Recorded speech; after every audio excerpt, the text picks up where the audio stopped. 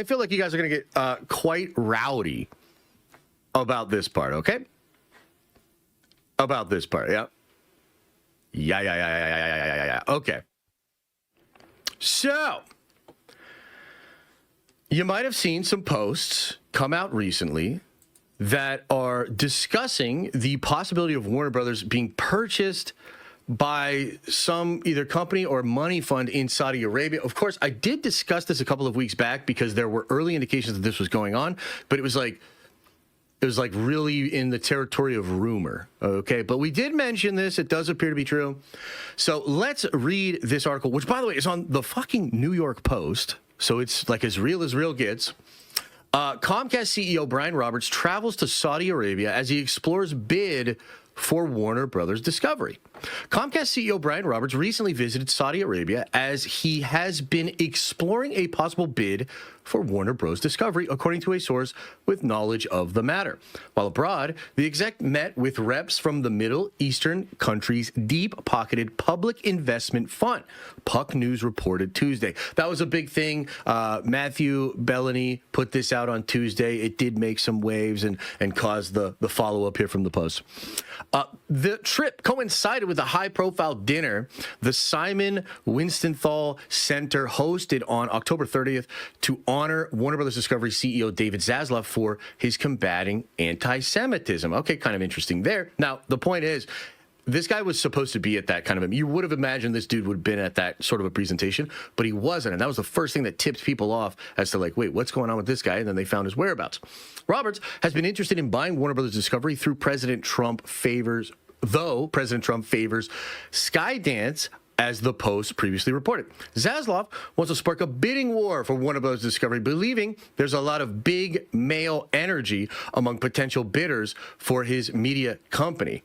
There's a lot of big male energy among potential bidders for his media empire.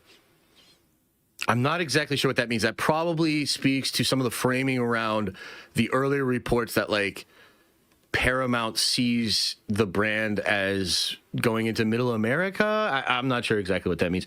Guests at the Los Angeles dinner for Zaslav included some of the players who have been eyeing a bid for Paramount, or that have been eyeing a bid. Paramount, Skydance CEO David Ellison, and Netflix's Ted Sarandos. Roberts' absent from the shindig sparked speculation he may be seeking support from Saudi Arabia's Public Investment Fund, or PIF, whose assets under management come to nearly $1 trillion. While in Saudi Arabia, he met with two PIF officials although the contents of that meeting were not known. Two sources told Puck. The execs also attended an annual gathering for financial big shots alongside many other American CEOs organized by Saudi Crown Prince Mohammed bin Salman, a source told the Post. Additionally, Roberts visited Qiddiya, the home of the new mega city of play, where Six Flags and Dragon Ball Z themed amusement parks are being built, the source said. Those buildings the city are interested in a universal theme park, but nothing has been planned yet, the source added. David Ellison, the powerful dad Larry Ellison, and Paramount Skybound board member Jerry Cardinal visited Saudi Arabia last week, according to Puck. The outlet said the trio did not meet with the Saudis, and the purpose of the trip is not known. Zaz believes Warner Bros. Discovery could go for as much as $70 billion, or around $30 a share, a steep premium to the bid that's already rejected from Paramount Skydance of $24 a share, the Post previously reported. With Goldman Sachs and Morgan Stanley advising on a potential Comcast bid for Warner Bros. Discovery, Robert met with Zaslav last week, according to Semaphore Report. While Comcast appears eager to make a bid, the company, which is worth about $100 billion, would likely need a major backer to fund the transaction. Comcast is spinning Trump-hating CNBC into a new company, as Roberts has been cozying up to Trump, taking lefty heat for Comcast's recent multi-million-dollar donation to fund Trump's new White House ballroom. And Comcast alliance to the Saudi backers, whether it's for the Warner Bros. Discovery deal or the theme park, would likely be a tough sell to the slew of journalists at Comcast, NBC News, and Warner Bros. Discovery, CNN, considering the nation's history of violent persecutions of journalists, including the Jamal Khashoggi incident. Saudi partnership would also likely face regulatory scrutiny in the U.S. The Post has sought comment from Comcast. Okay, so pretty wild story here. Now, the question becomes, is this just a play to raise the stock price in the bidding war? And according to other reporting which came out last week, the bids are going in this Thursday. A round of bids from various companies is going to go in this Thursday, okay? So I think, as we've been saying, this is such a big deal and there's so much at stake and so many people are invested in this that all of the different ways that people can put narrative out there, they're going to use it. And so a lot of these things are just narrative, and maybe it's a little bit of a fugazi, and maybe it's to create a bidding war, et cetera, et cetera. At the end of the day, do I think the Saudis could buy Warner Brothers? I do. I do actually think that's possible. Now, a lot of people think it's absolutely insane, but I'm reminded of the Twitter deal and Elon Musk.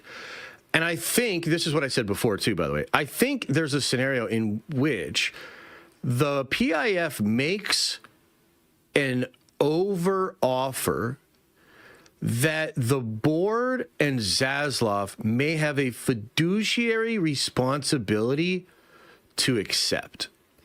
I don't know that to be 100% the case, and I know that like it's a foreign company, and maybe this does bring it under more regulatory scrutiny. Maybe that can't exactly happen. But I also know that the Crown Prince and Trump have an incredible relationship. They're like really cozy. So I don't know that there would be as much of a problem there as some are suggesting, right? Yeah, it's a really, really interesting question. And then I think from Zaslav's perspective, I mean, this is, I'll just say this, and this is just speculation. This is just me kind of like using my brain parts and trying to figure out what could happen. I think if this does happen, it'll just be for the IP. I think Warner Brothers and a lot of its other assets would still go to an American company. And it's possible that that IP could be sold out to this other company. Now, look, there's a lot of reasons that people would be concerned about this. I don't necessarily love this idea either. But I do think it's technically possible. And I think we're living in a world where, like, look, Hollywood and the studios, as we have said many times over the last year, are kind of fucked.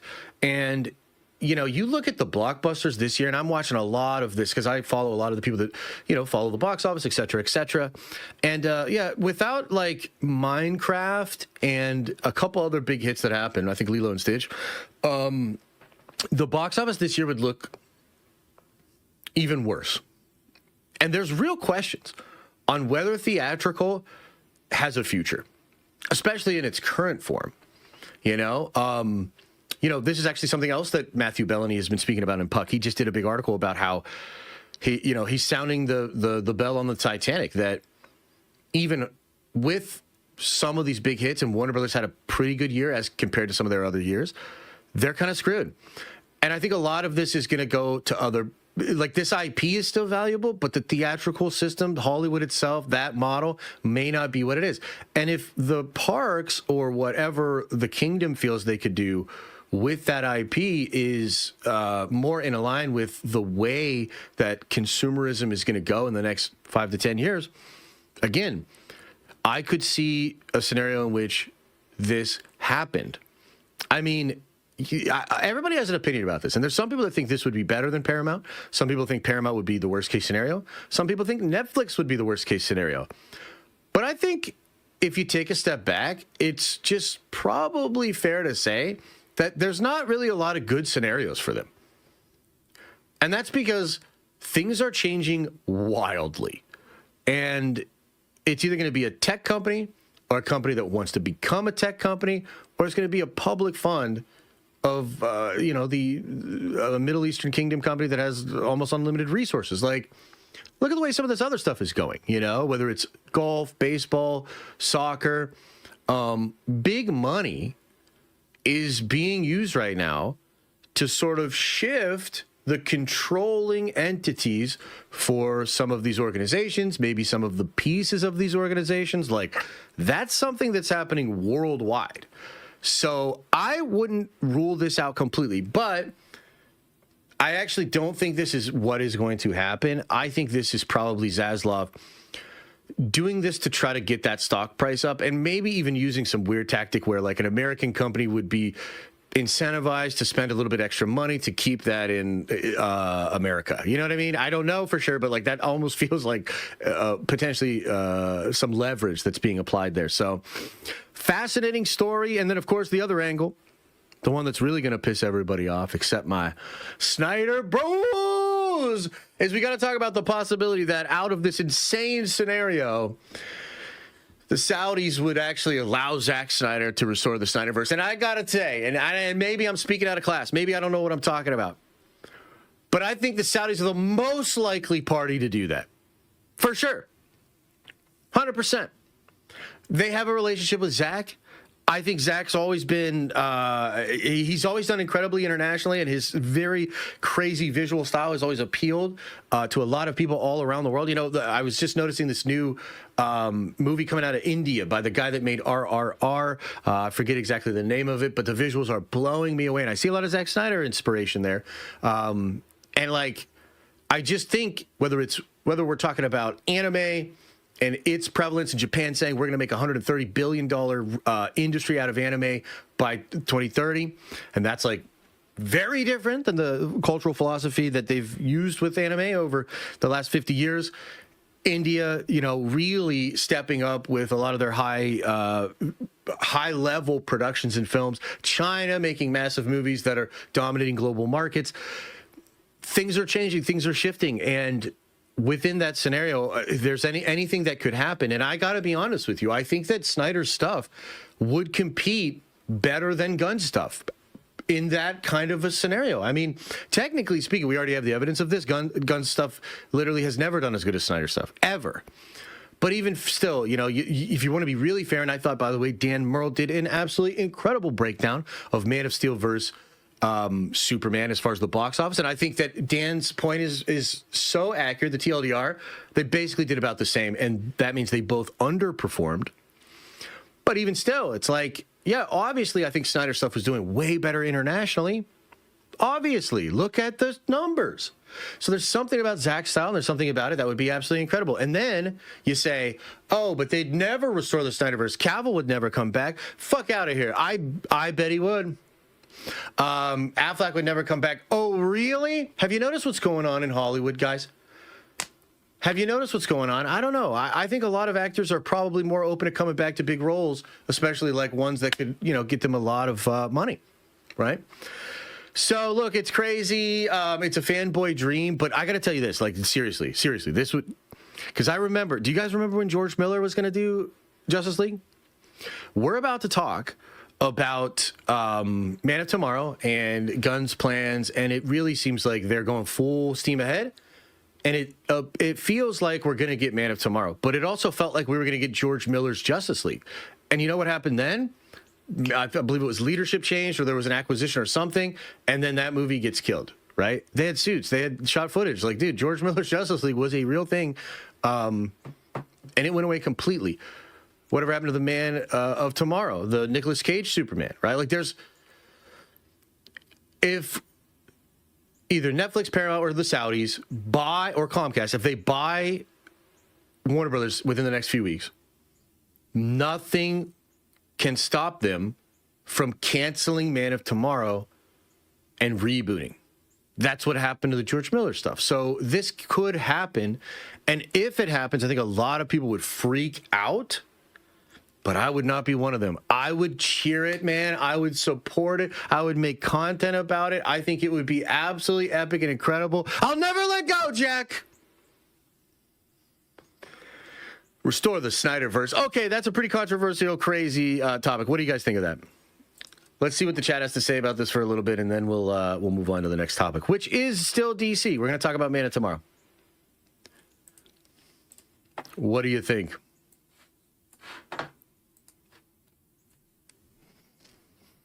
What do you think? Oh, turn the gain down. Okay, I can turn it down a little bit. I say do both. One streaming, one theaters. Ooh, that could be interesting. I doubt they would do that. Yeah, I'm for it. Damn, Trev. That surprises me a little bit, buddy. But I guess you're probably feeling a lot of the same things I'm feeling. Terrible idea. Better off stoking the flame for sales offers. Maybe that's what they're doing, you know? Maybe that's what they're doing, yeah.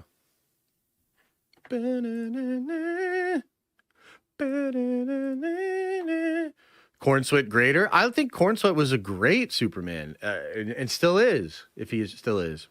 Did I miss the whiteboard? No, it's right here. Legend of Zelda leaked images. Yeah, we'll go over that in just a minute here. I want to kind of just see if there's any thoughts about the Zack stuff. I don't think it was a big outrage, Josh. The vocal minority will cry, but overall people will be happy and start celebrating. Yeah. Yeah, I mean, look, I think it would be pretty crazy because I think a lot of people would be shocked. But frankly, people were shocked when they made Snyder's cut. You know what I mean? Somehow the Snyderverse has returned. I'm here for it. Much love. I would deadass be here for it. And by the way, I'm not trying to be like a butthole about it because I think Gunn has some good ideas. I think Man of Tomorrow is shaping up to be really cool, as we're about to get into. But I would prefer Zack. I mean, how is that? And by the way, a lot of people feel this way, dude. I would prefer Zack stuff. Oh, I'm sorry. Does that hurt your fucking feelings? Like, what do you want me to do? I feel that way. You want me to hide that from you? You want me to act like that's not how I feel because of your feelings? Bro, I prefer Snyder's stuff. What do you want me to say?